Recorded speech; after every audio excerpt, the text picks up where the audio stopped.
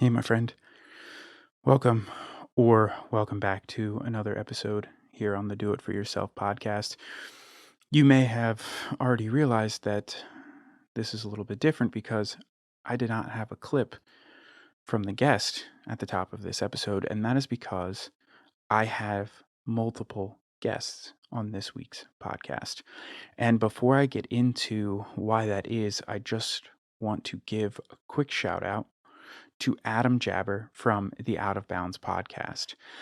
Adam did an episode a few weeks back, and in his episode, he sat down with a bunch of people to talk about some of the things that they were excited about from this previous season because it was cut short.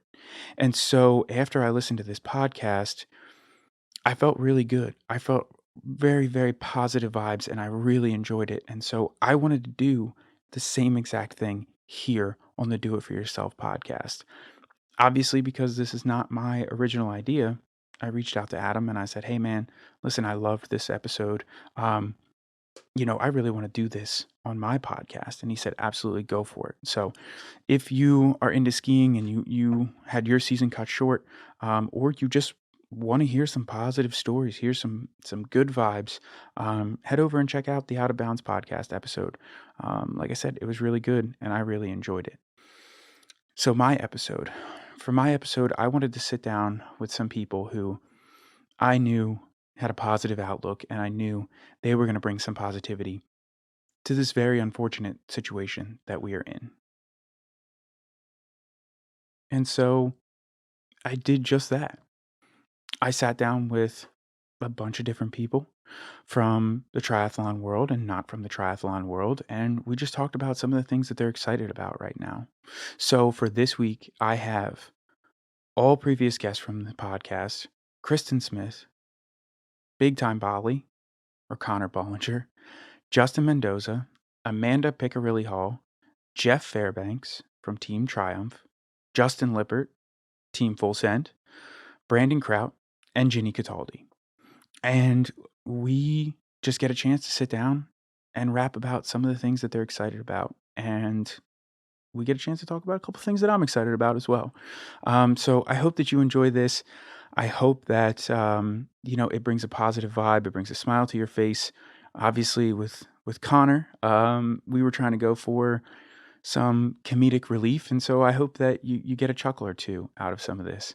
Um, it was something that I really enjoyed, and I'm really looking forward to sharing it with you. So, without further ado, here is the Positivity Pod. So, yeah, whenever you're ready, just let it rip, man. Cool. So I guess I'll start off with a couple things I'm excited for. I'm excited to one day be able to race again. What's neat and encouraging is that a lot of races, especially the ones I was tentatively planning on for this year, have been scheduled for a different time, and they actually have specific dates, which is really cool. A lot of races are still kind of up in the air or to be determined. And so that gives me a little bit of motivation, something to still work for, and hope that 2020 isn't just completely gone and that there will be a time to go out and race again. So that'll be pretty cool. Hopefully that happens. Yeah, absolutely. Um, let's see what else. So currently, just to kind of stay motivated, to be completely honest, one of the things I like most about triathlon is that you get to train three different sports. And because of that, my short attention span, I'm able to stay focused and do a bunch of stuff and not get bored. Like if I was only running all the time, I think I would get bored with it, or only cycling or only swimming. And so because you get to, rotate through all these different sports, I'm able to stay focused. And so I really, really enjoy training. Um, and so even though there's no racing, I'm still training almost as hard as if it were like in the middle of the season, or if I was leading up to a big race or prepping for a big race. Just because you're able to alternate so many things. And fortunately, I've never really been injured. Um, I guess I don't put in, the huge amount of hours that a lot of the more famous and popular pros do. Hmm. My schedule just kind of doesn't allow for that. But because I'm able to alternate and do all that stuff, I'm able to stay relatively injury free and just kind of keep doing my thing, which is pretty cool. So obviously pools are closed, which is a bummer. So can't do that. Can't get any swimming in. The beaches where I live are closed as well. So there's no swimming involved, which is unfortunate because I'm a terrible swimmer anyway. But been able to catch up and do a lot of bike riding and a lot of running, which is good. I mean, we're all working from home, my wife and I, and so with our two kids, we have to do homeschooling with them, and it was just announced that the whole school year is canceled, so we have 6 more weeks of homeschooling them, which is a ton of fun. Mhm. And so I'm able to get a little bit more training in than I normally would. And so I generally run 5 or 6 days a week. What school is now that I'm a university cross country and track coach, I've been able to start doing the workouts that I prescribe my athletes. And so I'm able to stay on the same workout regimen that they're on and kind of connect with them and complete the same workouts, even though we're at a distance and they're all at their houses and I'm at mine. It's still kind of cool to feel like you're doing it together. And then I've always mostly done indoor riding, especially on Zwift. That was just with my schedule and everything. That's just most efficient and easiest to do. But what's been a lot of fun is I have more time to do it. And so I've been cycling like 6 days a week. And a group of friends and I have started to actually meet up for a lot of Zwift races, which is something I never really did before. I Mhm. just kind of built my own workouts and customized them that way. But with some more time on my hands and a little bit more flexible of a schedule, I'm able to do a lot more Zwift races. And so we'll do like 3 or 4 races a week and just kind of talk trash to each other. We all get on the same like chatting app so we can talk to each other and chat while we're racing and just basically talk trash and stuff. And so that's been a lot of fun to get into some Zwift racing as well. Um, and so, yeah, that's what I'm doing. Mostly running, doing the same regimen as my college team, and then doing a lot of Zwift racing and riding indoors. So it's been kind of nice. And I saw a post that you put up the other day. I can't remember if it was on your feed or on your story, but this was something that obviously I've never seen you do it before. But it's something that to me looked exciting. And as you call them, your offspring instead of your kids, you had the offspring set up on their own mock trainers. I think one of them even had pegs on their rear wheel, so you just took, like, 2 boxes and propped up the rear wheel, and you guys were all riding Zwift together, and, of course, they're yelling at you, telling you to pass every person that even comes within sight, but I would assume that's not something that you get to do on a regular basis, but probably something that was pretty fun for everyone involved. Yeah, exactly. They both of them know about Zwift, but just with our schedules and stuff, whenever I'm writing, they're usually getting ready for school or whatever, and so we're not able to kind of connect. But since we're all at home and the schedule's a little bit lax, yeah, they get the chance to do Zwift. And so yeah, I had the oldest offspring. He was on just a normal fluid trainer, but his back wheel doesn't even touch the resistance at all. And like you said, the offspring number two, he had some sweet pegs on the back of his BMX bike, so we propped him up and so they both thought they were going. And obviously I was the one controlling the avatar. And so I had to like engage them all because there's only like one main avatar that you're seeing. And so I had to be like, oh, we have to make it so all three of us are pedaling at the same time. That's the only way he moves. It's a team thing. And so then they were kind of satisfied that way. And then, yeah, they get really competitive. And so, of course, they want to pass everybody on the screen or get really mad if someone is passing you. and and I had been going for like 2 hours, and I was like, oh my gosh, all right, let's try to go a little bit faster. So it's cool to be able to connect with them in a new way and kind of bring in some teamwork, and we're all doing this together, and let's go do this with thing. Luckily, they only rode for I don't know 15 minutes or something like that, and so it didn't last that long. But it was really cool. And then the oldest one actually decided to go on a run as well right afterwards, and so it's cool that he's able to kind of be like dad or like we're able to all connect and in a way that we wouldn't be able to if we weren't on this um, social distancing, stay home COVID-19 quarantine. So it was a lot of fun. Awesome. All right, man. Well, thank you so much for coming on. I appreciate it. Thanks for sharing what you're having fun with, what you're pumped about. and I'll connect with you when this goes up. Sounds good. Yeah, anytime. Thanks a lot.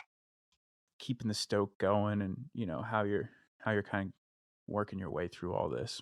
Yeah, sure. Um, no, I think this is a huge. I think more than anything, to a lot of people, right? This is a big mental. Um, this is the big mental challenge. This is why I love uh, the indoor train, like so much of the indoor training that I do, because this whole thing for, I guess, for those, I mean, I'll just be more opinionated on this go around, right? I feel like those that get very drawn up into like, I'm outside, I'm looking at pretty things and things are going by and I have all these distractions, you know, sort of get challenged. And that's what I kind of see this thing as, right? I mean, this is a big kind of like, suck it up and what are you going to do? Right. And I think this forces a lot of change to complacency and just ruts. I mean, this is literally like you want your same rut, like too bad because this is all happening right now.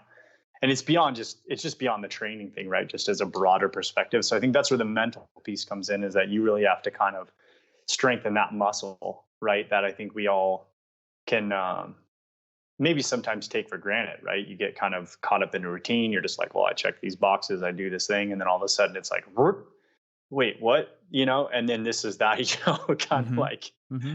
this is that sink or swim type situation where you're like, what are you going to do about it? And I think the adaptation is probably in the grand scheme of the world, right? Like this probably this probably happens, right? I mean, we're just little specks. So like in our lifetime, like this is crazy, right? But maybe to like, the big scheme of it, it's like just a blip. And so maybe things have been here before, other pandemics, other things like that. So I think for me, what I kind of find out about it is that there's a lot of people that either get into the sport of triathlon or maybe any stretch things that they're doing for themselves because they're trying to look for something different, right? Whether Hmm. it's growth or progress or whatever. Um, and a lot of times it's like I said, because they want some change, and yet this is hitting you in the face. I mean, this is change like in your face, right? So I think that if you got into this pattern of, I don't want to say easy because I don't think like anything's necessarily easy, but if you got into something that's been kind of same old, this definitely can mix it up, right? Because there's layers of um, how to say it. There's layers of change, right? It's not just like, oh, like, oh, you have to, maybe some places are shelter in place, maybe your race got postponed, maybe it got canceled, you know, um, all those things in some lights for me have been blessings. I think like reanalyzing and definitely having some pressure off for me, but I think broader than myself, I think for a lot of people, it's like, yeah, here's all that stuff you were asking for. This is why you towed the line the first time. You wanted to do something different, and now it's kind of like, okay, if you've been doing this for a few years, um, well, guess what? How are you going to do it different now if you're still that same kind of goal chasing, pushing and all that. And yeah, I just think this is a time that your strength's going to come up top. Hmm. Upstairs is going to Hmm. be a big one. And so I think advantage to some of those people that have been doing some of the inside training, because I think they can transition that. That's just my 2 cents. And I think for those that haven't been doing it, now's the opportunity to kind of work on that. Maybe you do get outdoors here and there, but a lot of times, like in some places here, like we're supposed to not. So I think it's kind of like, how are you going to figure that out? So like swimming, I don't know, maybe you got a pool and you get a bungee cord. Maybe for cycling you like to go outside a bunch, and maybe it's time to get a trainer. you know um Running, maybe it's time to get a treadmill, I don't know. Hmm. But I just feel Yeah. like there's something I think you can do instead of just going like, oh, they took everything away from me, bah, I'm not going to do it. Yeah. So And I don't know. you, Sorry. no, you're That was a fine. You're bunch of fine. throw up right there. No, and so one of the things that I saw that you had posted, that you were doing and you started doing a while ago, and now you're continuing to do it, is your bungee cord technique, which is Mm, significantly cheaper than some of the other stuff that I've seen. sure. But you're blessed to have a pool that you can do this in. So can you just talk to me a little bit about that, and how you're still getting some of your swim stuff done? Yeah. Yeah. I mean, we were. we're lucky enough, like we just did a move type of a thing. We've never had a pool before. So most of the time that I did the pool swimming in the past was because we'd have long stretches of time where we'd visit family, and so they had a pool, or like the in-laws had an above ground pool. And so that was very small, right? Like maybe, I don't know, like 10 feet or something like that. So there's nothing that someone, like, I don't want to give the impression like you can like swim down and flip turn. I mean, this is like, as much as like, I don't know how expensive, little like freestanding, pools are, or tubs like that. But I just had this idea when we were visiting for a few weeks. I'm like, well, man, like they had a pool that closed. So their pool was at a high school. And I just figured, like, I had heard that there was like these straps for your ankles and stuff like that, but I'm like, I don't know. And the only thing I had was, when we were driving around, I had a bunch of bungees that were just part of my setup in case we need them in the van. And so I just went, well, like, could I just resist myself somehow by rigging this thing up? And that's exactly what I did. These are straight up Home Depot, like, $8 pack of 2 or 3 or something, whatever it was. And all I did was, I didn't like the feel of it from the ankle, because I tried and I just didn't like that form of the resistance. And so I actually put it a little bit higher around my waist, and I just, real simple, like it's a plastic hook bungee, and you just wrap it around your stomach, and you put the hook connection on the bungee cord itself, so that basically when you pull it, it can tighten itself, right? And then I take the other end of that hook, and if I need another bungee or 2 or whatever, I just find something that's solid. So if I've used trees, I've used the edge of the pool, a handrail, whatever, just something to give you a slight bit of resistance, because it's not like you're putting massive force on it. I mean, you could even have someone hold it for you. Mm-hmm. That's how I started. I was like, well, can you just hold me? Because I'm not sure. And then they're like, yeah, you're not really like pulling me much. And I'm like, oh, great. So I'm weak. but then it kind of transitioned to like, oh, well, maybe I can just clip it on the side of the pool. And so anyway, I did this little, they videoed me. And then I just was like, well, I think I can actually just clip this on the edge of the pool. And so it was in a kind of like freestanding one, and there's a little lip edge. And so I just grabbed it on that, and sure enough, it worked. Mm-hmm. And so from there, I'm just like, yeah, I don't, $80, $100 or whatever some of the more expensive, elaborate systems were. I felt like the higher I could get it up kind of on my midsection, and the fact that it would tighten in on itself, it kind of kept it there, and I could rotate, and it didn't drag my bottom down a lot. And so, yeah, that works for me, and I do duration swimming with it. And so I think that if there's a chance that someone, like, maybe you have a friend that, has a pool, and they let you kind of, what I'm saying, like, do your social distancing, all that stuff. Like, they don't even have to come out there. Mm-hmm.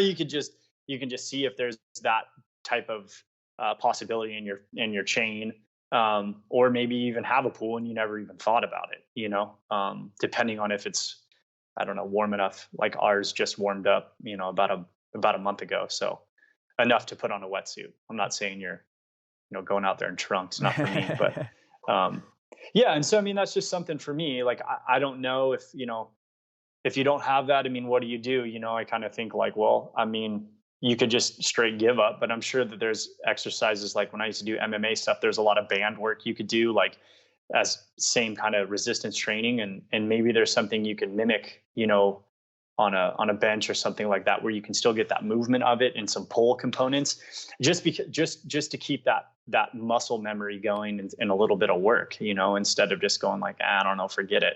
Or maybe you pull some bands from like above your doorway, and just mimic the motion and stuff, so that you're still kind of practicing if that's important to you. Right. If not, then hey, maybe you take a few months off and you focus on one of the other disciplines. If you're doing triathlon, right? I mean, that's what we got 3. So, yeah, for sure. That's my 2 cents, man. It's like an under $10 gig, yeah. minus the pool, man. Yeah, don't go constructing a pool, but yeah, for sure. Yeah, and I've thought of weird stuff too. Like I thought, like before we had this, I was like, well, maybe I can make like a trough setup, like, in the ground. Like if I dug something up, the same as like when you make slip and slides and whatnot, you can put like liners in there. And I thought, well, hey, it's not like I'm going to be filtering something, but if something, like a 6 by, I don't know, 3 foot, or 8 foot by 3 foot type hole, and I can hold myself tight enough, maybe I can just get some movement going, like, Mhm. I don't know. That was kind of where I was thinking before we ended up here with a pool. Yeah. And I was like, I could leave some, filled up with the hose, like leave it in for a little while and then, dump it out type of a thing. I don't know, drain it, figure something, but that's just my type. Like I just try to MacGyver stuff versus just going like, well, I don't have it, Yeah, that's what I was gonna later. say. That's what I was gonna say. Like, it seems like you're just the type you're gonna figure it out, So you're in a situation like this, you're always finding the positive, and you're always just figuring out a way to make it work and to get it done.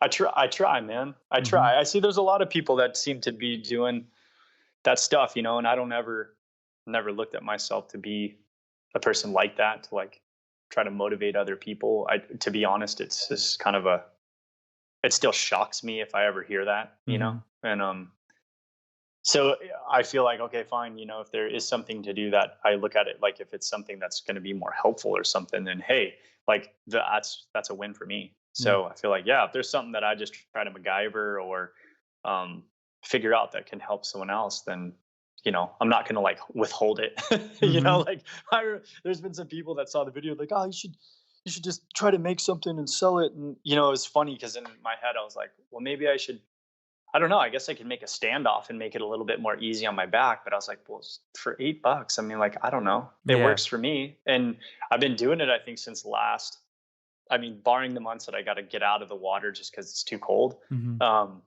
I mean, I've been doing it since last January. And, I've done plenty of those races. But um, like shifting gears, like you brought up the race thing. And I kind of feel like, what's interesting about that is like for me, I almost feel like that's been a weight lifted off of me just because I've always felt like I've never really been a big fan of like getting into the races, just because I just don't like all the people and the nerves and stuff that are associated with that. And that goes back to other sports things I've done. That's not like just triathlon for me, Mhm. but to me, it's almost eased that up a lot because I struggled a little bit last year with I condensed a bunch of my races and I just felt like I was dealing with things in each one of them, and it Mhm. just became something that didn't seem like, and what am I kind of had one of those like what am I doing moments, Mhm. like Mhm. what am I doing with everything, and of course it passes and stuff, but for me I just feel like it's been a real good shift on like assessing what I was doing, and I think in a lot of ways I was overtraining, um and so it's been a good reset for me, and I hope that for other people they can look at this more like a challenge instead of some sort of punishment, like um just because you hear so much about like, oh, this is that and this is that, and there's darkness all over, right? Like Mhm. it just seems to be what feeds, um and in some ways there's value, but I think the other side, there needs to be equal value in finding out ways that kind of work, and so to me it's like there's maybe little people like me that are doing something that's cool, but there could be a lot of little people like me, like stuff like you're trying to do right here, like just pitch something up and hey, like however many people hear it and just go like, yeah, screw this, I'm not going to just sit down and you know beat myself up for it. What am I going to do, Mhm. so maybe that's the challenge, like, well, you sit down here, you get a reset button, and what are you going to do different than you were doing before, to figure something out? Like I said, maybe I was going to be digging a trench in the grass, trying to fill it with water. And maybe that's a laughable thing that doesn't work. But, to me, I'd rather try it and have it just be like, nope, Mhm. because at least I kind of put an effort there to figure something out. But on the flip side, I don't, how long is this going to last? Like, I don't know. Right. Maybe to some people they're going down a rabbit hole, and it's just, I don't know. It's not too long before they can get back to some more normal things. But if nothing else, like I hope they can kind of do a look back and go, yeah, man, I don't know. This was cool, or this is that, or something that in their life, because we're all different, has a tweak that they can take advantage of while we're being forced to take the time to look at it. For You know, sure. For what else are sure. you going to do? Yeah, exactly. Complain like Yeah. shit. That's not going to change it.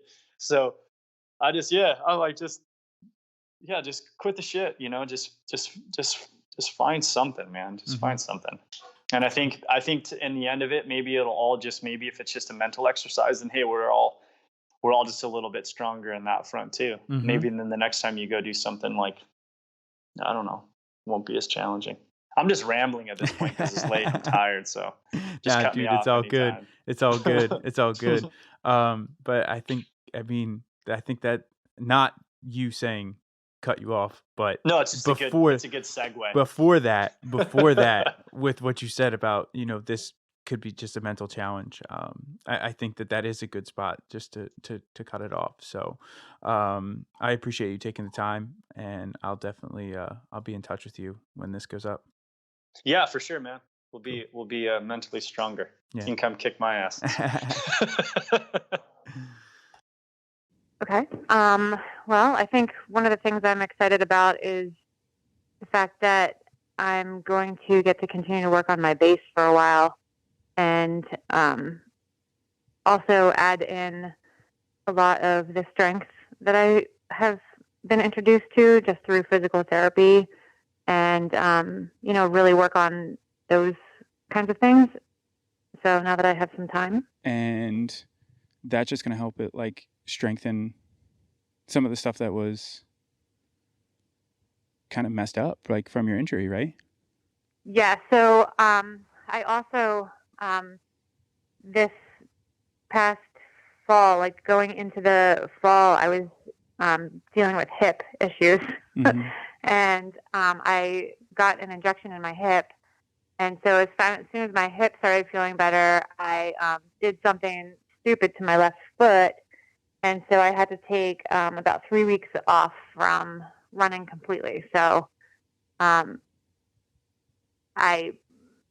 used that time to make sure that I was taking care of it. But at that point, there's no pools, and there's only the bike. But it was super nice, so I was able to get outside on the trail and just kind of enjoy myself. Yeah, I mean, the weather's changing right now, so we It have an is. opportunity to get outside, which is something that we didn't have even just a couple months ago. Right. So yeah, it totally stinks that everything is going on, but the weather's also changing, so we can get outside, which is definitely a nice change of pace from having to ride on the trainer, all winter long. It is. It definitely is. I feel too like this is my spring break.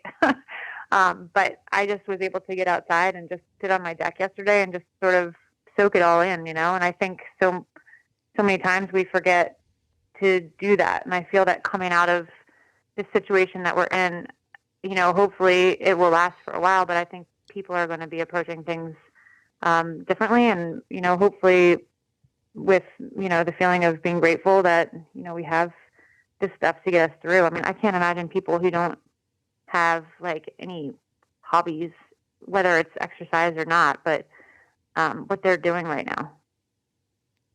Yeah, I hear you. I mean, it's got to be like I know I was out on my bike over this past weekend, and I was riding through a gravel trail that I usually ride through, and normally I might pass one other person, whether they're walking with their family or whatever it might be. But even just this past weekend, like I saw a ton of people out, which is great. People are getting outside and they're enjoying being outside, and it just makes you wonder, like, what were they doing before? And I know, especially with people that have kids, like their schedules are so structured, and all of that is not going on right now. Like there's no sports, there's nothing going on. So they have a chance to go outside and just walk as a family, which is great. Yeah, and I've actually been doing a lot of that with my own kids too. In lieu of physical education, Mm-hmm. we've been going outside and just I don't take them to a trail or anything like that. But we go around my neighborhood, and we went for a hike the other day, and so we're doing things together, and it's really fun to sort of for me as a teacher, I get to spend time with my kids over the summer, but it's nice to get to know them again right now instead of having to wait. Yeah, I hear you. I hear you. Well, thanks so much for coming on and doing this with me. I appreciate it, and I'll text you soon, and we'll see what's what. All right, sounds great. Cool. Thank you, Jenny.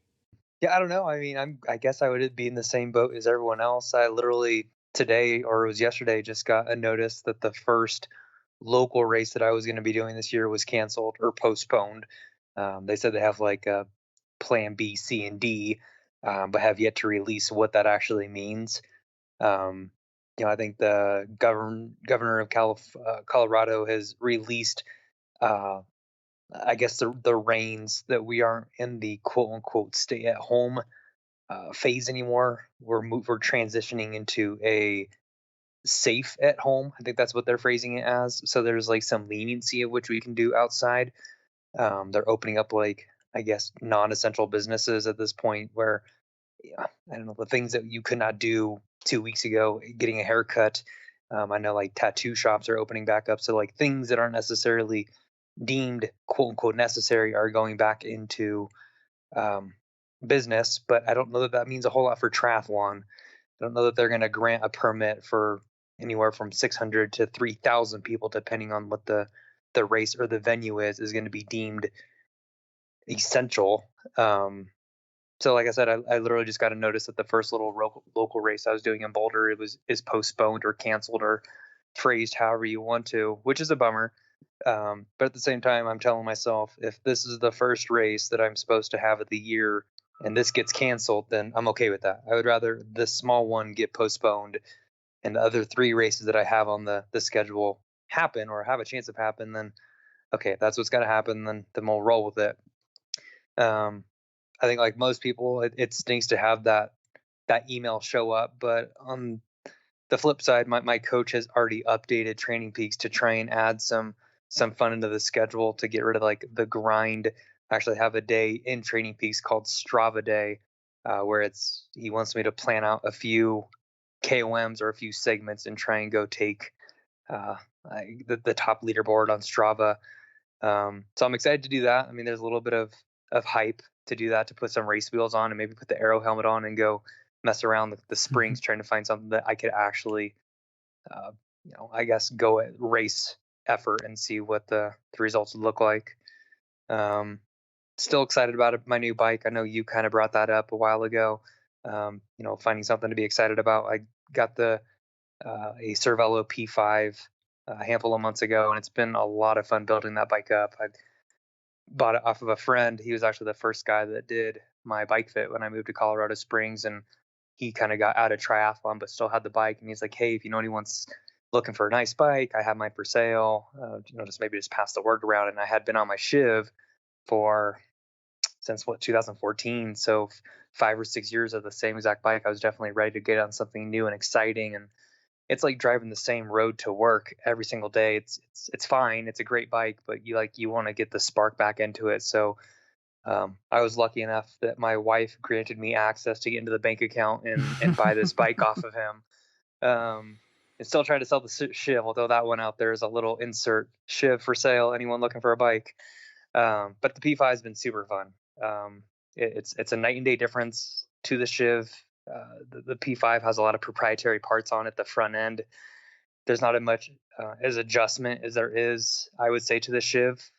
Like the Specialized, you could put any cockpit, basically any stem on there, which makes it easier from a fitting standpoint.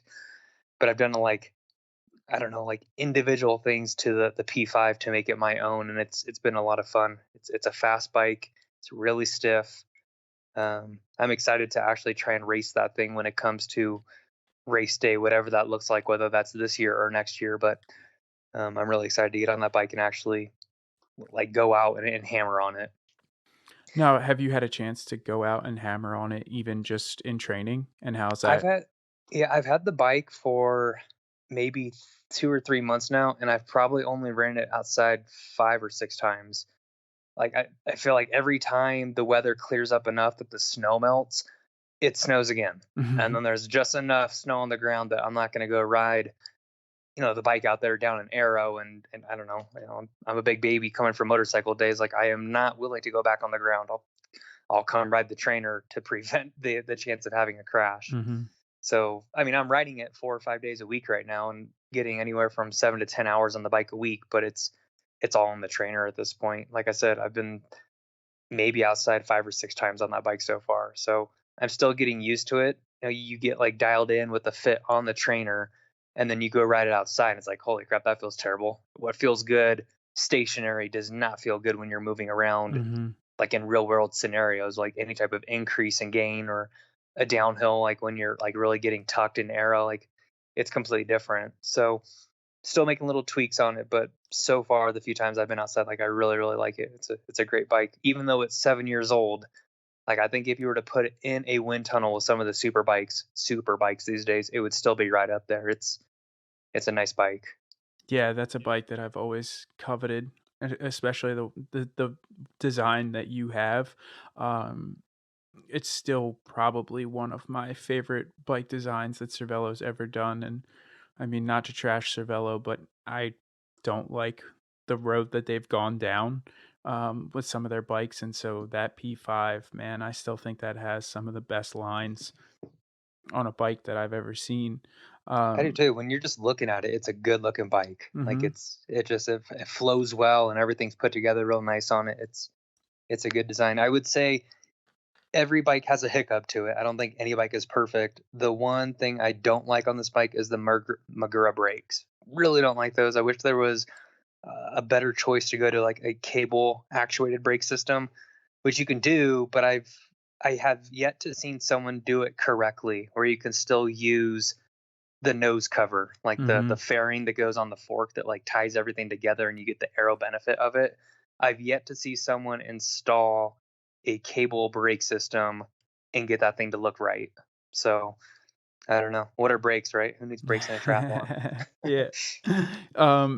The other thing that I wanted to ask you about is, have you had any workouts that like, planned in your schedule, obviously with some of your races coming up, you've had workouts that show up on your Training Peaks and you look at it on paper and you're like, holy shit, like there's no way I'm going to be able to complete those 4 intervals or those 5 intervals or whatever it may be, and then you end up nailing it, or you've had like some FTP tests or FTP things that you've done that you've really nailed and kind of like impressed yourself, and it's gotten you, jazzed up about getting into the season whenever that may be. Honestly, not really. Without this sounding like super silly, like my numbers are so unimpressive. Like when I look at my numbers on paper, I'm like, God, this is very frustrating that this is 6 works of accumulated effort and hard work. Because like I don't know, like when like in a race, I feel like most of the time I'm semi-competitive in my age group. Like Mhm. unless it's like a super crazy stacked race like St. George, like I've never had a good race there, but like Boulder 70.3 or Waco the last 2 years, like typically I do well in my age group. But if you look at my numbers on paper, they don't reflect like the times that come up. And like what I mean by that, like for my FTP um, results, like I don't really care to talk about my numbers. Like it doesn't make a difference to me because I know they're not impressive. Mhm. But for someone that's competitive, normally it's like a high watts per kilo, like 3.9, 4.0, 4.1 watts per kilo, somewhere up there that like is respectable. When you do mine, like I think my number is like 3.4 or 3.5 watts per kilo, which is like, I don't know, high quality Cat 4. Like if you were to look at like in a cycling standpoint, like they're not really impressive. The thing that like works for me, I think, is my position and equipment choices. When you put me on the course, typically I go faster. Well, I guess I'll take a step back. If I was to have a race on Zwift, I would have terrible results because I just don't make a lot of power. Mhm. There's no aerodynamic, there's no equipment advantage on there. It's like raw power, and unless you're weight doping, it's the test of truth. Like I mean, it really just reflects the power that you're putting out. Whereas at least when I'm outside during a real race, there's like the aerodynamic advantage, the equipment choice that you have, your position and how well you can hold your position. I think those things for me still right now have a bigger advantage to what my numbers look like. Because like I said, at the end of the day, I really don't make a lot of power and I really don't run very fast and I'm not a very good swimmer. But when you do all three simultaneously in a race, for like a regional race, they typically are okay. So that's what I'm excited to be back into racing, like on the P5, because Mhm. it's a faster bike than the Shiv. I think my equipment choices are better right now than they've been in the past, and I know my position is better than what it's been in the past. So even if my overall strength isn't better than last year, I think that I have essentially more quote unquote free speed. I think there's more speed now than what I will have had in the past. So I'm excited for that. That's what I'm excited for, is just to get back to like real racing outside, not indoors, not worrying about a trainer, not worrying about hitting certain numbers for my FTP tests, things like that. Real world. Like there's a Peter Sagan, I think he had some tweet a few days ago where it was like, I'm a real cyclist, I'm not a virtual cyclist, or something along those lines. Like, sure, you can be great on Zwift, but what does that mean in real life? And Sam Long, he just posted this thing. I don't know if I'm sure you follow him on Instagram, but he kind of had like this story of how like there's all these fantastic results in all these pro Zwift races that have been happening, but they're coming up with guys that no one's ever even heard of, which is cool. Like if they're making breakthroughs, but who's to say they're not weight doping, and who's to say that they don't have their trainer not calibrated correctly?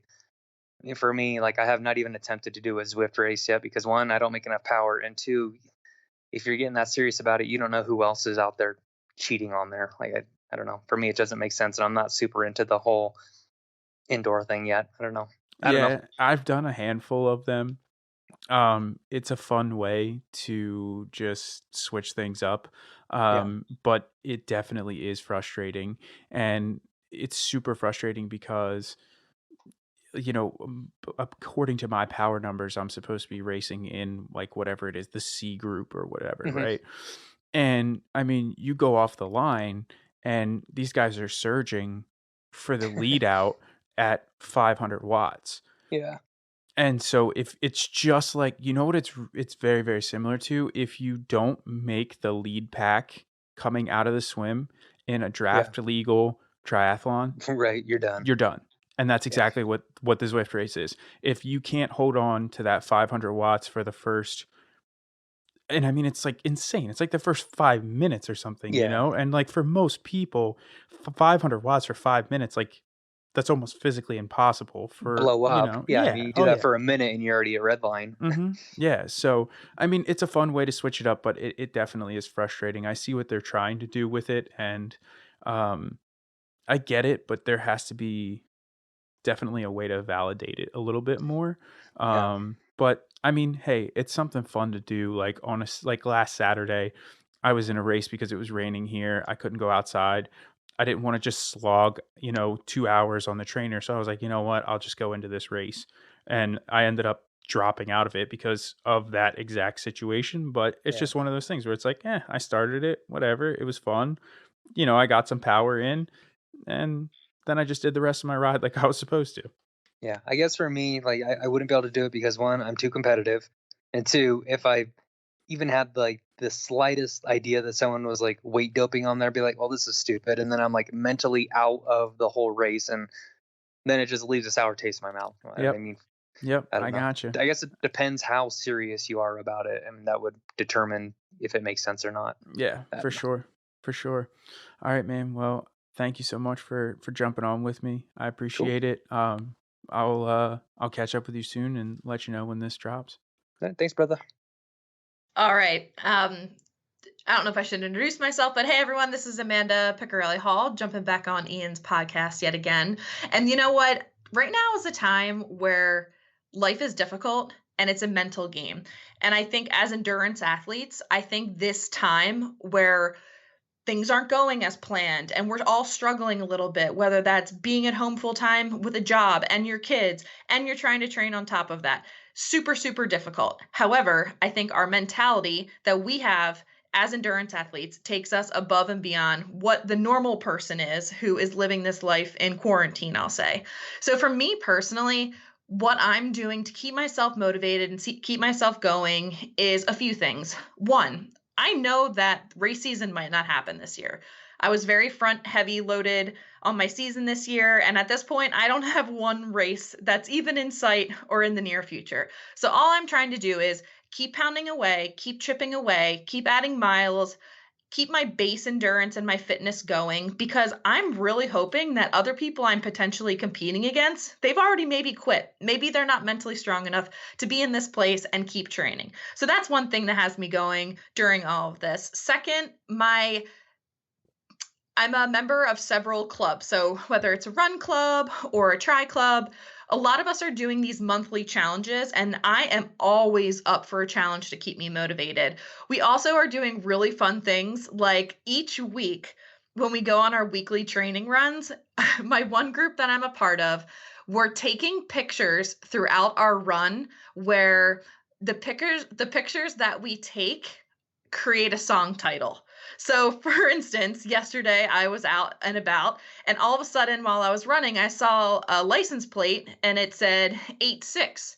And then I was like, okay, well, there's that song 8675309. So my entire run, I ran around town looking at license plates to try to get the exact same alignment to take photos for a song title. I also had In the Navy because that's an awesome, fun Village People song, and that came about during my run too. So I think if we take our mind off of we don't have races, we have nothing to look forward to, this is just a dead season, you got to enjoy the space that we're in, and we have this ability to even be able to go out and do this. We have the ability to go out and run and bike. Yeah, swimming's a little difficult right now, but I know many of us are getting creative on keeping our swim endurance going. But to look at the positives and realize we can physically do this, appreciate that, embrace it, and enjoy it. Another thing that I keep saying to my friends is we can't let racing define who we are. We are athletes, but you know what? We're moms and we're wives and we're husbands and we're siblings and we're parents. We have much bigger titles to us than as an endurance athlete. And in my mind, you need to just sit back and be thankful that we do this. We participate in this sport that we love, but really embrace your time with your family. Enjoy the no set schedules and timelines, and I need to be up at 8 a.m. because I need to accomplish all these other things during the day to be a mom in addition to being an athlete. And I'm really embracing that my timeline and my schedule is not jam-packed because I'm a go, go, go, go person. I've really enjoyed being able to go on a run at 2 p.m. in the afternoon when that is unheard of normally. So always remember, at the end of the day, a race doesn't define you, a distance doesn't define you. We are athletes. That is part of who we are, but that's not who we are. I love it. And I just want you to know, so it's interesting that you brought this up Yeah. because I had somebody else on, and obviously you haven't heard this because none of this is live yet, but you'll be able to hear it after the fact. But Jeff Fairbanks from Team Triumph said that this, for us, like, we're used to this. Like, we're used to this challenge. We're used to having to adapt to things as they come along as triathletes and, endurance athletes. And we are used to building this mental toughness. Mm-hmm. So I think I just wanted to link that together with you because I think that that's very, very interesting that the two of you, obviously you haven't heard each other's portions yet because none of this is live, but the two of you have that same mindset. And the two of you, the reason that I reached out to both of you is because of this positive mindset that the both of you have. And it's funny because I can see you, but you can't see me right now, but I can see like the positive energy when you're talking through all of this. So I love it. Thank you so much for coming on and doing this. I appreciate it. Oh my gosh, of course. I can't wait to see how it all ends up. And truly, more than anything, I'm trying to just be that positive cheerleader for my friends who I know they're struggling, and even just getting out for them to run a mile when they're used to running 5 miles. And, I'm in the point right now where if you don't want to run, don't run. Don't force it. This is to enjoy and to appreciate and to love it, and to sport that we love. And there's a lot of things going on right now, but do what brings you joy. And if that is your athletic endeavors and what you like, go for it. Put a fun twist on it, and exactly adapt and overcome in these difficult situations, because it will make us better people in the end. I agree with that 110%. Like last week, I think I ran one time for a total of like 40 to 45 minutes, but I rode for like 8. I rode my bike so much last week because I was able to go outside. It's staying light out later. So when I would come home from the office, I still had the chance to get on my bike and go outside, and I could go for like an hour and 20 minutes to an hour and a half, still have plenty of light, and it was just like it was perfect. It was And totally it's funny you perfect. say that because I have zero interest in getting on my bike right now. I'm all on foot. There Like you go. I'm on my bike. I can't handle the trainer one more day, but it's just not warm enough for me yet where I'm ready to get out there, but it's starting to make a switch. But this extended daylight is giving me all of the life. I know. I think that's a huge factor right now. I mean, I think it's something that we have in our favor is the fact that Mhm. we're moving towards spring. We're moving closer to the light, as my yogi aunt likes to say. And so I think that's going to help pull us through this like the rest of the way for sure. Agreed. So, all Well, right. awesome. Well, thank you Thank so you. much for thinking of me.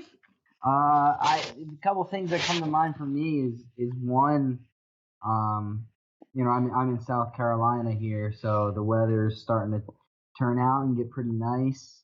The sun's been coming out. We've had a few days over 80 degrees. And since obviously, no work or everything shut down, I just look forward every day to getting out on my bike, getting out in the sunshine, getting that good vitamin D. After coming out of the winter, that always feels good. And then the other thing, as you kind of mentioned, with no races going on, and pools closed, so there's no swimming, and then even I got a little hip injury going on, so there's not much running. I'm pretty much only biking right now, which leaves a lot of time and a lot of energy when I'm out there on the bike. So I've kind of been going for some of the KOMs around me, which normally when I'm doing structured training, that's not really part of the plan, doing all out 1, 2, 3 minute efforts. But I've been finding some time to make some KOM attempts around my house, which is pretty exciting. And the other thing that goes along with that, that you got to be excited about is the fact that you're on a new bike as well. Yeah, bike rides pretty well, so that's pretty sick. I actually just dropped a video today, giving a little tour of the bike on my YouTube channel. And is that something that's new for you? Or you haven't done too much YouTube content before, right? No, I don't really necessarily plan on doing too much YouTube content. I just kind of have a channel, and so I just made a video kind of going over my bike. Like no races going on, but I still played dress up. I got it all race ready with race wheels and tires and everything. And just kind of ran through everything on the bike, and posted it to YouTube. There you go. I mean, that's something to be excited about right there. Just something new, testing stuff out, getting info out there. Um, I'm sure even with the way that things are going right now, people who are supporting you still want you to turn around and support them. So this is a nice way for you to turn around, support A2, get the word out there about their bike and the way that you have it set up and everything. Because Yeah. I mean, I'd have to imagine that that's a very common question for you as someone who is so strong on the bike. People are constantly like, well, what wheels do you have? Well, what tires are you using? Or, where do you put your nutrition? This, and this. And it's a nice way for you to kind of give back and answer all those questions. Exactly, and we cover all that in the video. There you go, man. Exciting stuff. Exciting Yeah, stuff. and I was gonna do something similar like that, when the first race rolled around, but that might not be for months on months on months. So I got the bike dressed up. I went out for some KOM attempts, and then I made a little video. Right on. Right on. Well, I appreciate you taking the time to tell us what you're pumped about, man. And I'll get up with you soon so that we can spread the word about this. Of course. Thank you so much. Yeah, man. Thank you. Alrighty. Well, yeah. So my boyfriend and I have been dating for not very long, and he would always travel 5 days a week, and I only saw him on weekends. And that worked just fine. But then all of a sudden, with this quarantine, all of a sudden he was grounded, so he wasn't traveling anymore. And I was working exclusively from home. So while it was kind of a big change, well, not kind of, a huge change, all of a sudden we had this opportunity to spend a lot of time together, which we have not had at all at any point in our relationship. And so we both were kind of staring wide eyed into the great abyss of time that now all of a sudden we have, not incredibly thrilled with this situation, but saying, let's make the best of it. Let's take the time. We would never have this much time together. There's never a situation in either of our jobs that would ever come up where we would be in the same state for this long, and be able to spend this kind of time together. So, from a relationship standpoint, it's been a relationship accelerator. In our case, we've been getting to know each other very slowly, 1 or 2 days a week for a few months. And so, yeah, I took the opportunity to quarantine together, work out together. We found out that the loss of our routine was a big thing we were mourning. We're both very routine individuals. So the first couple of weeks, we really struggled to just know kind of how to do a day. And so we figured out, even if you don't have routine, you can still have structure. So the thing that we love is not routine, it's structure. So setting a bedtime, setting a wake up time. We started walking every morning before breakfast with our coffee. So starting our day the same way, finding out that we really liked that, finding out that we really liked working out in the afternoon, not the morning, and just finding a structure and realizing that no matter what happens now, we figured out it's not that we're married to the gym we go to or the workout class we like or the workplace situation. It's simply the structure. So I think learning that is going to make the rest of our lives so much easier. And we never would have learned that otherwise. And then in downtime, to cope when I'm freaking out, which the first couple weeks I freaked out, I did not handle it in a beautiful, graceful way. And I am not ashamed to admit that I was flapping and floundering. And so I picked up a $7 air pump at Walmart and a couple bags of twisty balloons. And I went on YouTube and I learned how to make balloon animals. It was something I always wanted to do. It was, occupied my time, was really fun and funny and entertaining. And so I could show up to Zoom calls with my latest creation or ask someone, hey, tell me what you want me to make and I'll figure out how to make it. And so I have successfully learned how to make balloon art. And yesterday I tested myself. I said, by the end of April, I need to know how to make 5 things without having to look at anything. So by heart, I have to be able to make 5 things. So I tested myself last night and I could successfully make a pineapple, a monkey, an airplane, a fishing rod with a fish on it. That counts as 2. I can also make a dog and a flower, and a tree. So I was really pleased that I have this new skill that I can pull out at parties. Yes, So I have I've always wanted to do it. I really enjoyed watching this all go down on your Instagram stories. And that's why when you said this, I immediately started chuckling because I remember when you came up with this idea and you started doing this and you started very, very simple, right? With very simple things like a hat, a sword, and then Yes. you pulled out the fishing rod with the fish on it and I almost fell out of my chair. I mean, I was laughing so hard and I thought that was great. It was great. It's definitely the showstopper of all the ones that I've done so far. It's really cute. And it's not that a lot of them are, I mean, it's actually, this is the thing. It's not hard at all. There's nothing difficult about it and at all. It's just a matter of remembering what step. There's 11 balloon twists. And if you know what they're called and how to do them, you can make anything just by finding what the steps are. So truly anybody could do it. In fact, one of my friends in Wisconsin, they have like, I don't know, 20 billion children. They have a lot of kids. And they homeschool them all. And they pulled up the YouTube videos and taught all the kids. So all the kids are making balloon art.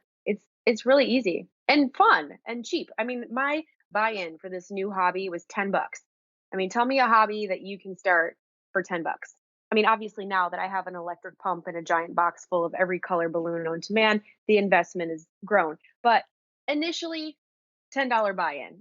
Hmm. So There was it's fun. also one other thing that you made during quarantine.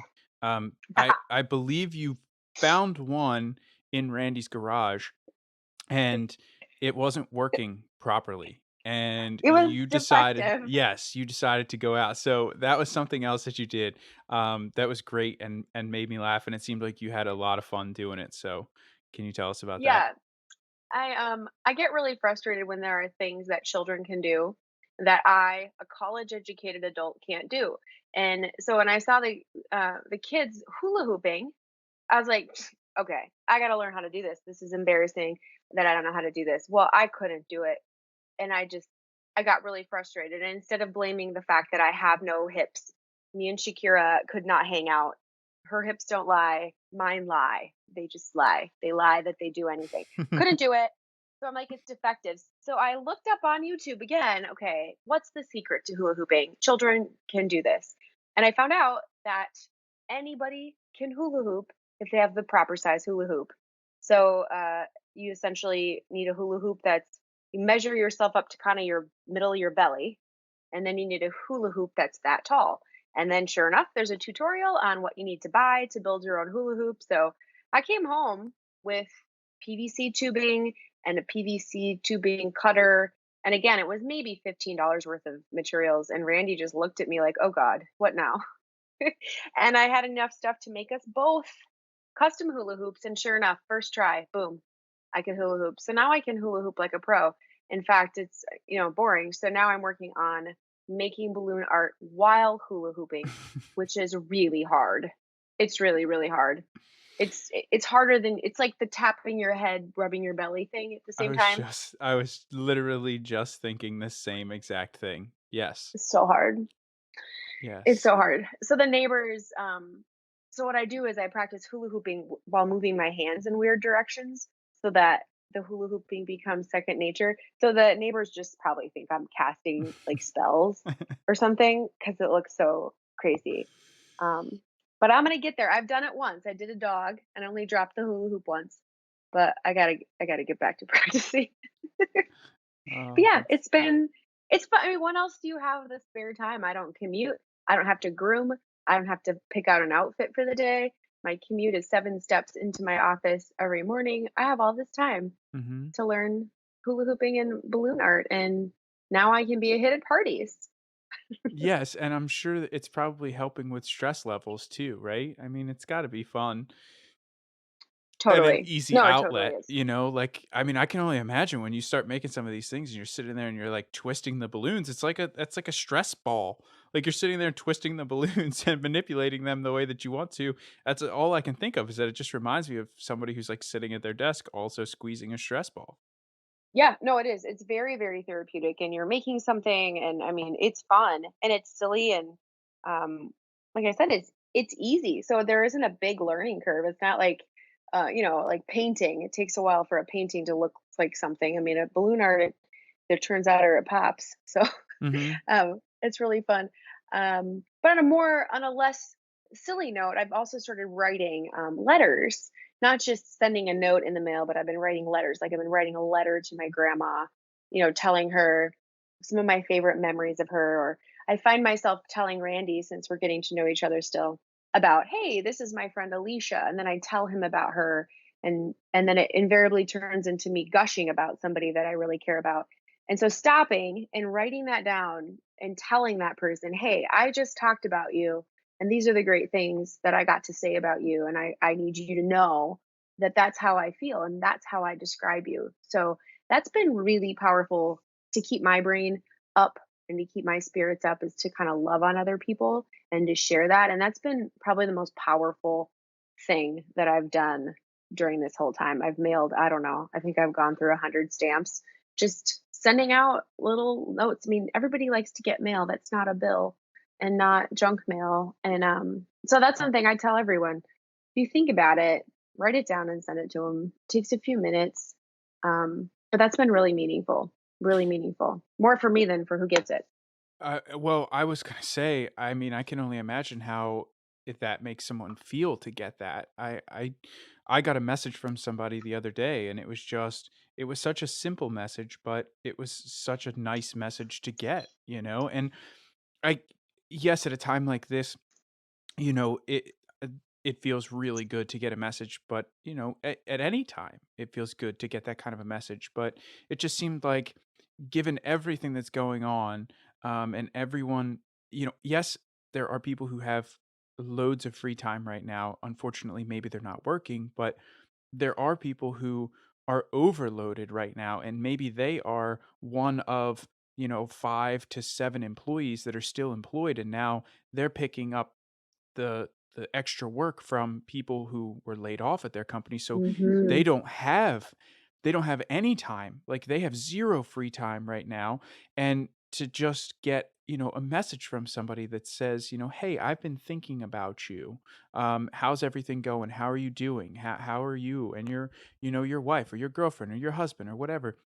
I mean, to get that kind of a message, and you have no idea what somebody else could be going through right now, whether they are unemployed and they're worried about, bills or whatever it may be, or they're on the flip side of it and no, they're not unemployed. And yes, they do feel blessed to have a job, but at the same time, they're doing the job of 3 people, and their stress level is just as high. It's coming just in a different way. Yes, for sure. I mean, I'm lucky. I'm working from home, but that's all I'm doing. I'm not homeschooling my kids. And I have friends that are their kids are all home, they're supervising their schoolwork, they're making meals. Now they're making 3 meals a day and they're responsible for working. And one of them is going to work. I mean, there's a lot of people who have a lot of stress right now. Hmm. So yeah, remembering that and reaching out and just say, hey, how you doing? Are you okay? Thinking about you. You're a rock star. It can really make a difference. And I keep seeing this thing on social media that says we're not all in the same boat. We're all in the same storm. And I really like that because it's the same storm, but it really is affecting all of us in really different ways. And so just to be aware of that is really important. I haven't seen that yet, but that's really good. I really, really like that as well.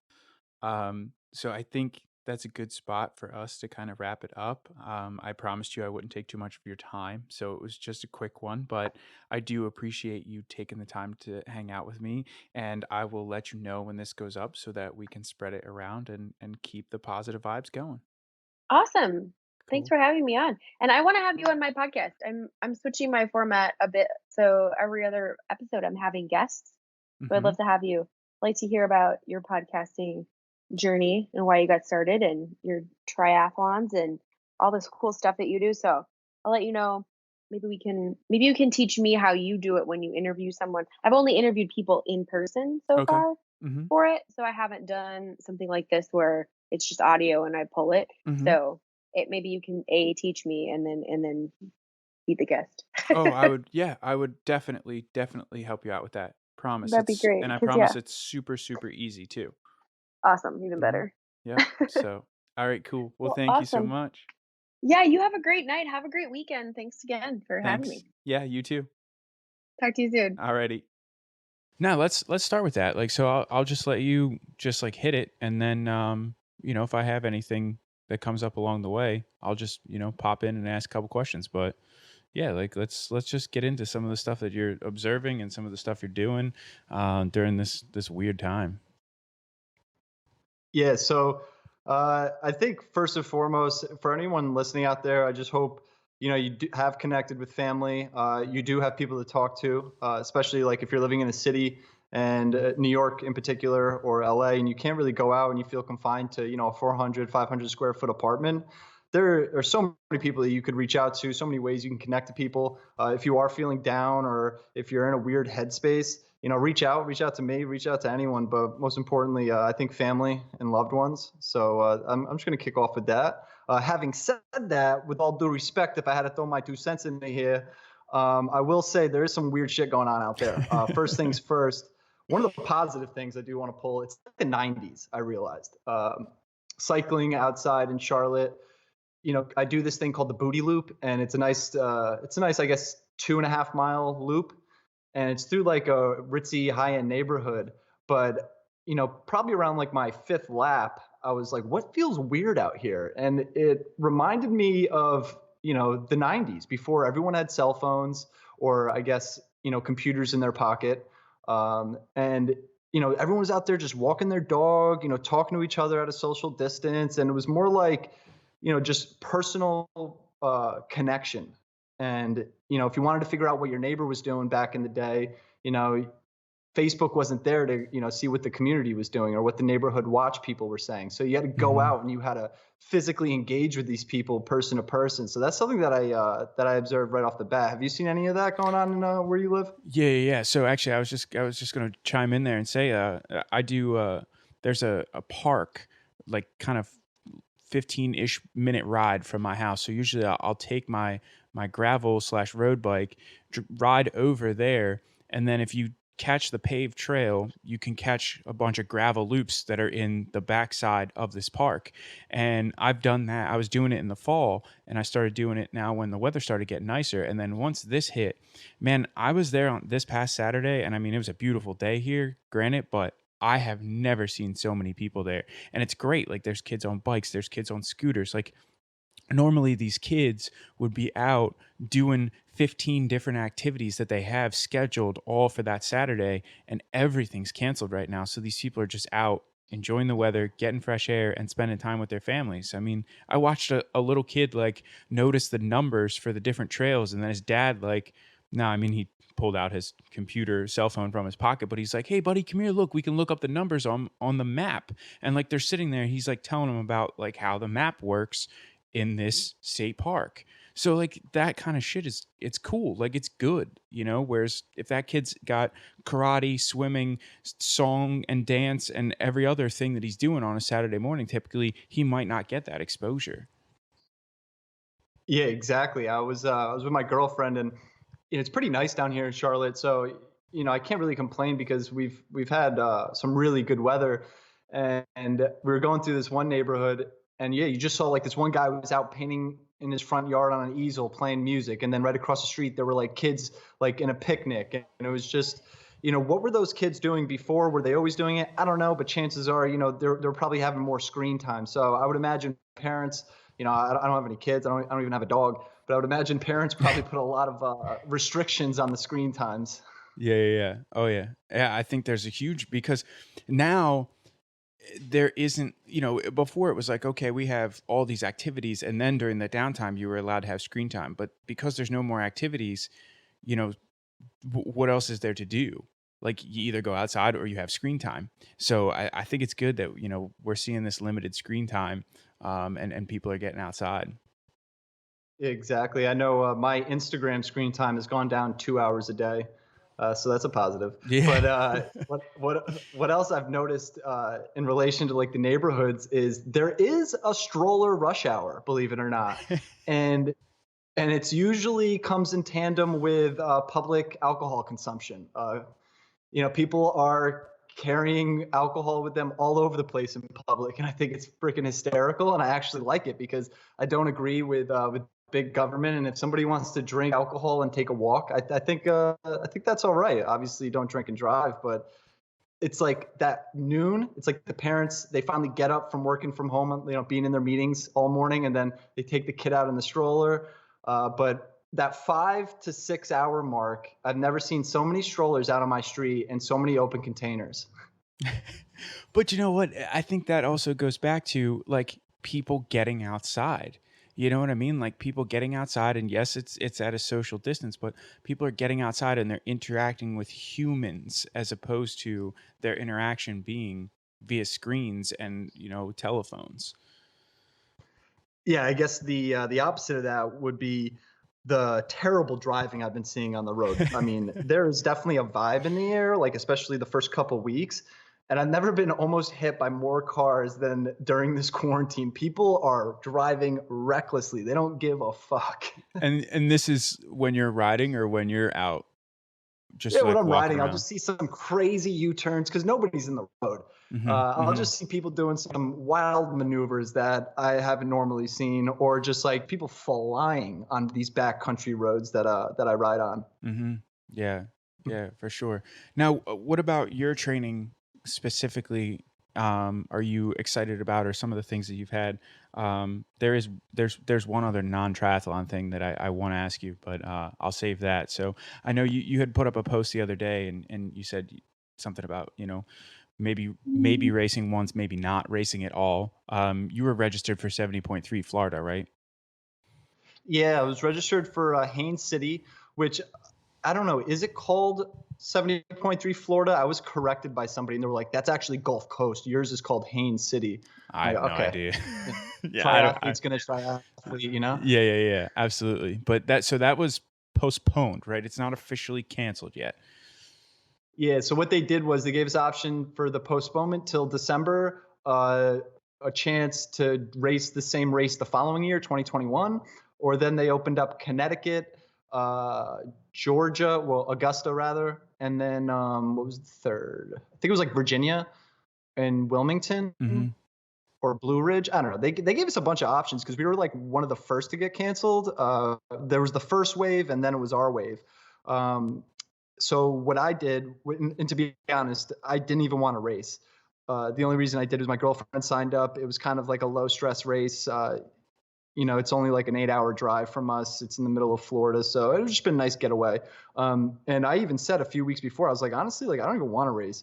But reason I didn't is because, I'm playing the long game right now. But what really sucks about that whole thing, and obviously this is a first world problem, is I got through 10 out of 16 weeks of my training plan. So like right before it was, or 15 weeks, or 11 weeks, sorry. Right before it was about to like flip the switch to like a little bit higher intensity, a little bit shorter volume, that's when it got canceled. And that's what was most annoying, because that's my favorite part of the training block.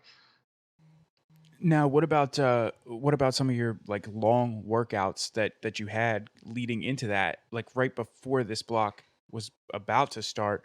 Was there anything that you just absolutely nailed that you maybe haven't nailed in the past, or anything that you were like super excited about in regards to your training? Yeah. So when it comes to training blocks, when I go to a race or when I prepare for a race, I do it 16 weeks out, 14 months. If it was an Olympic, it's more like 12 weeks. So the training blocks that I use right now are broken into 4-week sections. So 3-week build, 1-week recovery, 3-week build, 1-week recovery, 3-week build, 1-week recovery, 3-week, and then you have that taper week before the race. Now, this is going to be my second time through this particular structure that I created. And what's interesting, and one of the reasons why I love the sport so much, is you don't go into a new training block or a new program and expect to nail it. You grow with it, and you learn to adapt to it, and you learn how to nail the workouts. What I mean by that is, you got to get used to training in a way that you've never done before. And it might take you a few times through that training block. So this was my third time, through this. And it was the first time I actually felt like I was on top of the training block, meaning that I wasn't compromising any time. I wasn't cutting any workouts short. I wasn't skipping any days for recovery because I felt overworked. I finally felt I was catching up to the intensity and the volume that I was giving myself. And that is a huge realization that triathletes, especially new triathletes, got to come with the sport, or got to accept with the sport. So if you prescribe someone a hill workout, or when I prescribe one of my athletes a hill workout, I say, hey man, this is going to suck. You might not even finish it, but the goal is for you to learn the workout, learn how to nail the recovery, nail the interval, nail the warm up, things like that. And then you grow with it. So you can set benchmarks.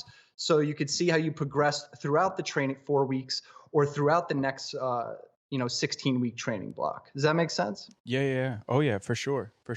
And that's actually how I structure a lot of the builds with my athletes as well. Is the 3 weeks build, and then you kind of have 1 week to absorb that training, and then you start back up again. But the other thing that I wanted to ask you about was, you're playing the long game, so I'm sure, even though you have that in the back of your mind, there's got to be some difficulty getting 3-hour rides done, or 10-12 mile runs in, when there's a potential that you might not even race this year. So how are you keeping that stoke alive when it comes to doing some of these either super large workouts or super intense workouts? Yeah, so during the training block, my longest ride is typically 3 hours, and it's I think the hardest interval is like 85% during that. but during that long ride, and then there's a 30-minute run off the bike. So it's a 3.5-hour ride, and yeah, it's kind of discouraging, man. You put in all that time, but I kind of enjoy turning the long ride now down to 2 hours. I don't think it's necessary to go, above it, but I think, Justin Lipper, he, I mean, I don't need to explain who he is, but he, in our group message for Full Send Triathlon, said it the best. He said, this is the time for you to reconnect with why you got into the sport, why you started cycling, why you started running, anything for that matter, and to kind of get away from structured training, especially that we're in such a questionable, are we racing, are we not racing time. I think it's fun to play with some things. So, how I incorporated that philosophy into what I'm doing now is on the day I was supposed to race Haines City, I was like, well, fuck it. I'm just going to go out and do a half Ironman today. I'm not going to swim, obviously. I couldn't at the time. So I ran the 1.2 miles. But I don't know. This is a time that you can have fun with things. Go out and hit your century ride that you've never done before. Or why don't you try a double bike day? Why don't you try a double run day? Grow your tools of workouts so you can implement them into a program, into a real, race prep scenario. But ultimately, I think that goes a long way in terms of mentality. You can get burnt out in the sport. And I think you got to be able to throw a monkey wrench in there. And, you got to see the glass half full at a time like this. So this is a time to get back to the basics, man.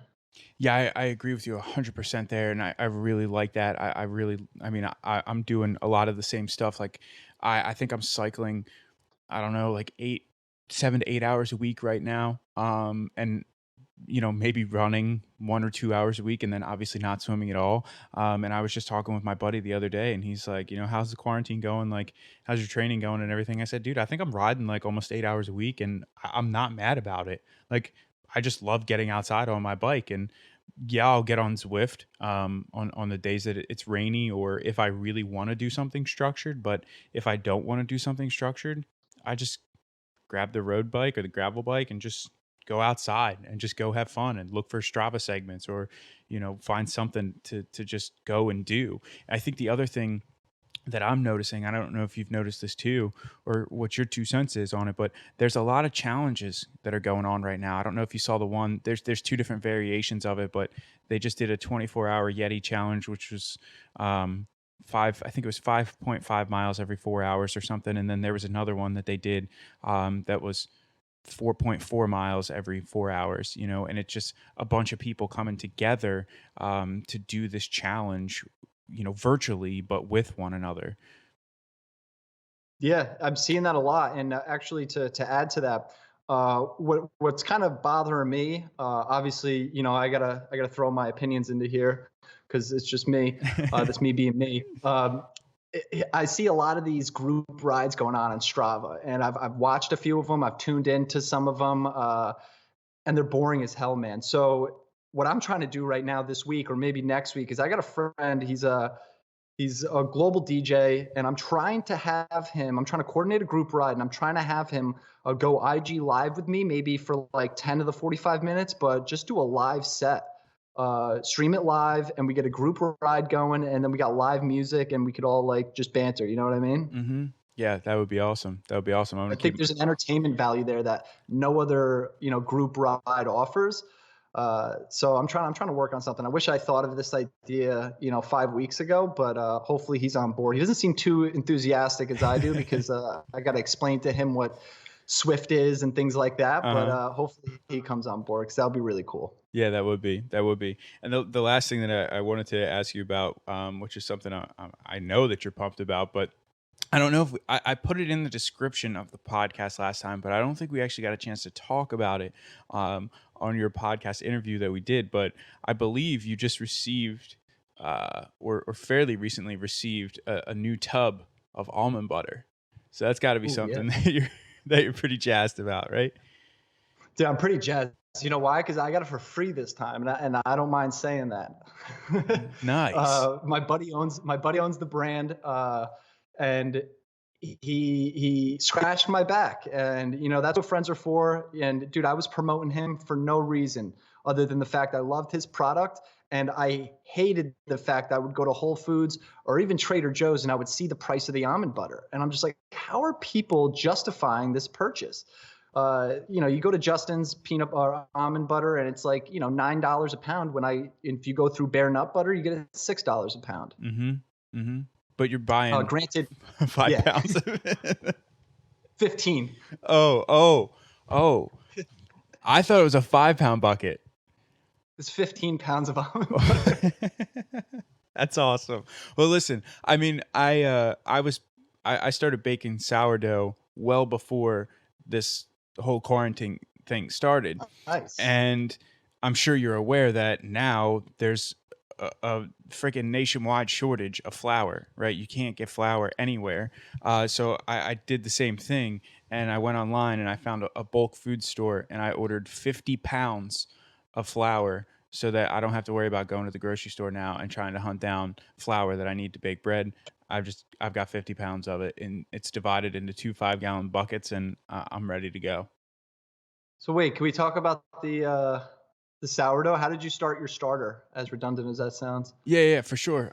So I started it with 100 grams of whole wheat flour and 100 grams of water. And I just put those two together in a mason jar and I mixed it up and I just set it on the stove and I let it chill for probably like 24-ish hours, maybe a little bit longer.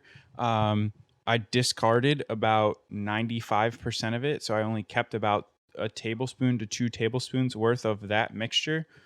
I put another 100 grams of flour and another 100 grams of water, mixed it up. And the one thing that I found was there's 2 things that really helped my starter get going. One, I did not use tap water or the filtered water from the fridge because of the chlorine content. Even though I know like your fridge has the filter that's in there, there's still some chlorine and some fluoride that comes from the water that's like in your spigot or wherever. So save the conspiracy theories. Like I found that if I go to the grocery store and I buy a gallon of spring water and I use that, that worked really well. And then heating it up just a little bit, even though they say to use room temperature, it's still pretty cold where I am, and it gets still kind of cold at night. So our house is usually around like 60 to 65, which is still kind of cold for trying to get the sourdough going. So I just warm up the water a little bit in the microwave for like 15 seconds and then I dump it in and stir it all together. So it took about 2 weeks for my starter to get going, which is that's Wow. about average. It usually, they say it takes between 7 and 14 days depending on the environment that you're in. But yeah, so I did that, and then I've baked a couple loaves, and I actually have 2 loaves in the fridge that I shaped last night, and when I get home today, I'm going to pop them in the oven and we'll see how it goes. Yeah, that's awesome, man. I started looking at sourdough after like hearing Tom Papa on Joe Rogan all the time, and I was like, fuck, he just describes the bread so good, so well. So do you follow, I'm assuming you follow him on Instagram, but do you follow Bert Kreischer on Instagram too? I don't follow Bert on Instagram. So Tom is like going around LA right now and delivering fresh loaves of sourdough to all of his friends because there's literally nothing else for him to do. Like he's just at home baking all this bread. And Bert put something up on his story the other day because he got a bread delivery from Tom. And he said that if Tom's dick tastes as good as his bread, he would have bruised knees. So that just goes to show you how good Tom's bread is, apparently. But yeah, that's kind of why. I mean, I had been into sourdough, but he posted a video series of his technique and the way that he does sourdough. So yeah, that's why I ended up doing it. Oh, that's awesome. What hobbies have you been picking up during quarantine other than the sourdough? So I'm doing the sourdough. I'm riding gravel a lot more. And I'm having a lot of fun riding gravel. It's definitely a different challenge. So I was never really into like the mountain bike scene per se. But the gravel scene is a little bit different. So I have a gravel bike that I had gotten back in the fall. And it's a good mix between like a gravel and a road bike. Like, so I could put wider tires on it. I could go all the way up to a full 27.5 or 29er tire, I think, on it. But then I could go all the way down to a road bike tire. Like I could put 25s on it and go ride on the road if I wanted to. And it has more of like a road bike geometry, but I have like 33 millimeter tires on it right now with some knobs. And I just go out and just ride gravel, and it's great because there's nobody else around. Like it's nice to get off the road every once in a while. It's way different. You really, really have to learn bike handling skills, which is something that you're not going to learn on Zwift, and some of the bike handling skills you're not going to learn on the road either. So it's definitely kind of brought me back a couple notches because there's just skills that I did not have from riding just on the road or even just on the trainer. So yeah, that's about it for me. I mean, I'm just baking bread and riding bikes, and I'm not too mad about it. No, man. Yeah, there's a nice little blog, Elliot Bach. I don't know if you're familiar with him, pro triathlete out of Colorado. He owns Next Gen Coaching, but yeah, he wrote a blog a couple months ago about the benefits of gravel. So if you peep him on Instagram and go to his website, there's a nice easy read on that too. Nice. Yeah. I'll definitely check that out. I'll definitely check it out. And I got sucked down the gravel hole and started watching like YouTube videos on like these wild races like Dirty Kanza, and I know Leadville's more of like a mountain bike race, but they have Leadville, and then there's another Mid-South Gravel, which is insane. These are like 200-mile gravel races. These guys are out there for 6 to 8 hours, just grinding, just absolutely grinding. So it's interesting. I mean, I don't know that I'm jumping into a 200-mile gravel race anytime soon, but like a nice 50, maybe 75. I think it'd be interesting, and like you said, it'd just be a good way to switch things up. So who knows? Yeah, exactly. I mean, I haven't really been switching too much up other than just riding my road bike more. Yeah. And part of that is I don't feel safe on the roads out here on my TT. The roads here are kind of choppy, so I just don't feel like busting it up, Yeah. Oh yeah. Yeah. I mean, I've done it myself. Unfortunately, I've jacked up a couple rims riding the TT bike outside, and it's just not worth it, I bent a rim a couple months ago, bunny hopping a train track. I was so pissed. Yeah. That's the kind of stuff that you got to be careful about riding, those nice bikes outside, which I know it sounds counterintuitive, but it's like, if you're going to do it if you're going to do it in a race, like, okay, that's one thing, but just like going out on your everyday, coffee ride on a Saturday morning or something, it's not really worth, beating the shit out of those things. Yeah, no. But I've been baking a little bit too. Mostly just the basic bitch loaves of the banana bread. Yeah, there you go. Yeah, just because bananas are easy to get. But what I've been doing is I've been making muffins instead of the loaf. So just kind of stepping out of the norm there. Yeah. I've been so instead of throwing away the sourdough starter like discard that I end up not using when you have to feed the starter, I've been taking that and using that and making banana bread with that, which is pretty bomb. Nice. Yeah. Nice. So, all right, man. Well, I appreciate you jumping on with me, going through some of this stuff, and I will definitely keep you up to date with when this drops, and we can spread some positive vibes throughout the tri community and elsewhere. Absolutely. Thanks for reaching out. I got one question though for you. Yeah, for sure. Do you think Carole Baskin killed her husband? 100%. I have no doubt. I have no doubt whatsoever that is exactly what happened there. It's just I mean, there's definitely some conspiracy theories, and there's like, like he just disappeared and there was no flights. I did hear one thing the other day that said he had a bunch of gold that was buried somewhere, and he was like, whatever, she can take the money because I have the gold, and he just left and he's sitting on an island somewhere. But I mean, I don't know. I'm just not buying it. I'm not buying it. She's pretty crazy. So I definitely think he's dead. But it's just how. Yeah, I don't know. I saw his lawyer friend said he might have been, going to the airport to get a nice deal on an airplane. Next thing you know, his body's getting dumped over the side of the Gulf of Mexico. So that kind of fits in pretty well. But at the same time, I would not put it past that crazy bitch. Well, and so just one last thing before we get off, another hobby that I have started is collecting Tiger King memes because they're too good. So that's another hobby that I started is collecting them and just I, saving them. I actually just saw one this morning. My brother, we have this thing called the Meme Bank on Instagram, and it's basically like just 10 of our closest friends and my brothers and stuff, and we just dump our memes in there. So it's just like a cache. Mm-hmm. And I'm trying to pull it up right now, but one of them it's a picture of Joe Exotic, and who was the boyfriend that killed himself? Travis. Forgot. Travis. It's them like together, and it says, "Gonna tell my kids this was Tom Brady and Rob Gronkowski." Yeah. Oh shit. Oh, good stuff. All right, man. I appreciate it. Yeah, have a good one, man. Enjoy the rest of your day. You too, man. All right, my friends. So that is it. That is the interview portion of the Positivity Pod. And before we sign off, there are a few things that I would still like to share with you. And I put a little story out on Instagram, and I was asking people what they were excited about as well, even during these times. And so I want to share a couple of those things with you.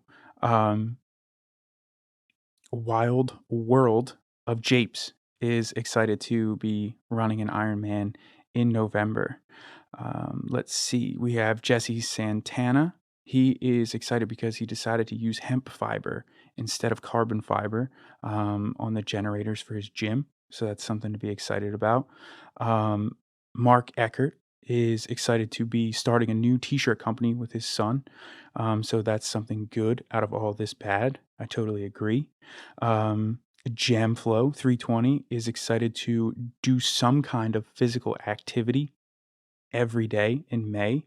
I think that's a great goal, something that you can definitely mix up along the way. Bali Triathlon, he's got to make a double appearance. He's excited for the next time that Jan splits the tape in Kona. For those of you who don't know, Connor is a massive supporter in Jan Frodeno, Jan on the Big Island. Let's see who else we have. We have Sean Lodge. He's excited that if any of his races get canceled, he's still growing as an individual. I completely agree, and we got a chance to talk about with Jeff Fairbanks. KJ Atkinson, she's excited for her new kit. New kit day is always really exciting. What's a Jono? Another former podcast guest. He's excited to possibly get one last season of college track next year because he'll still have 1 year of eligibility. I am going to apologize in advance, but I am not even going to attempt this last name. It's Joseph, and his last name, I believe, starts with an S. He is excited to be ready to really ride bike again soon. I'm assuming that he was. Oh, yep. Here we go. Sorry. He was going through some PT, so he did 2 responses, and he is excited to be moving away from PT and getting back on his mountain bike. So thank you, Joseph, for sharing that. I appreciate it, and I appreciate all of you guys chiming in. I appreciate the guests who took the time. This was definitely a little difficult to get done, trying to coordinate with a bunch of different people just for a quick couple minutes. So I appreciate all the guests and the time that they gave me. I hope this brought some good vibes to you, and I hope that this episode finds you well, and I hope that it just resonates with you. And it's been said so many times, but we are in this together, and I think with the support of one another, we're going to make it through. So back to our regularly scheduled program next week, but I hope you guys enjoy and stay well.